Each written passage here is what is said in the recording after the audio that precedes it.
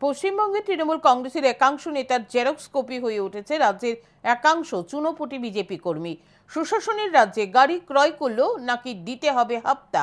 BJP কর্মী দেবাশিস সাহার উপর এইবার গুরুতর অভিযোগ উঠল আরেক বিজেপি কর্মী তনুজ দাশগুপ্তের বিরুদ্ধে। মামলা দায়ের পশ্চিম আগরতলা থানায়। খোদ মুখ্যমন্ত্রী বিধানসভা এলাকায় একের পর এক মাফিয়ার মুখোশ এবার জনসমক্ষে আসতে শুরু করেছে। ইতিমধ্যে স্বঘোষিত মাফিয়া দেবাশিস সাহা ওরফে কানাইকে বিজেপির দল থেকে বহিষ্কার করা হয়েছে। এইবার কানাইয়ের মতো আরো এক স্বঘোষিত মাফিয়ার বিরুদ্ধে উঠল গুরুতর অভিযোগ। সুশাসনের রাজ্যে গাড়ি ক্রয় করলেও নাকি দিতে হবে হাপ্তা, অন্যথায় দেওয়া হলো প্রাণনাশের হুমকি।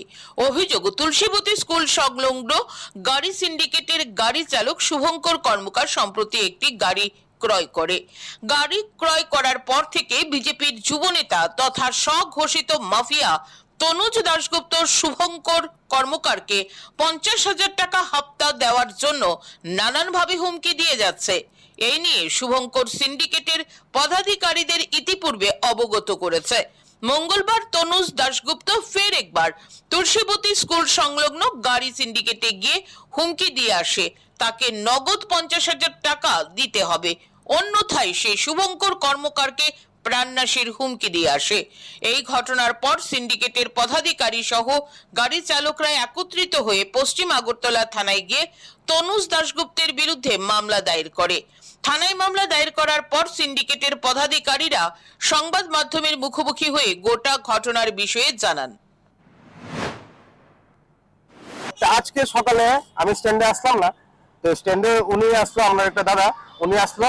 ওনারা নাকি দাশগুপ্ত নামে একজন শান্তিপাড়া বাড়ি, ও এসে ধমকি দিয়ে গেছে এই বিট্টু শুভঙ্কর কর্মকার যে গাড়ি কিনছিল, হেরে পাইলে হ্যাঁ যদি 50,000 টাকা না দেয় হেরে প্রাণ গুলি করে মেরে লাগবে।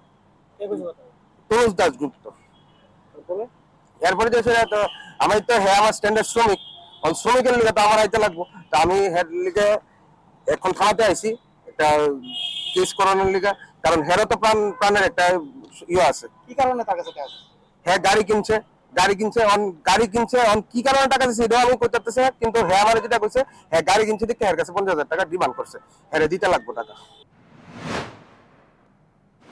পশ্চিমবঙ্গের মানুষ তোল্লাবাজি সংস্কৃতির প্রতি বিরক্ত হয়ে তৃণমূল সরকারের পতন ঘটিয়েছে, কিন্তু বর্তমানে দেখা যাচ্ছে রাজ্যের একাংশ বিজেপি কর্মী পশ্চিমবঙ্গের তোল্লাবাজির সংস্কৃতিকে আমদানি করতে চাইছে, যা রাজ্য বিজেপির জন্য চিন্তার বিষয় বলে অভিমত অভিজ্ঞ মহলের। এখন দেখার বিজেপি দলের মধ্যে মুখোশধারী এই তোল্লাবাজদের শনাক্ত করে আগামী দিন কোনো ব্যবস্থা গ্রহণ করে কিনা। Bureau report, news today.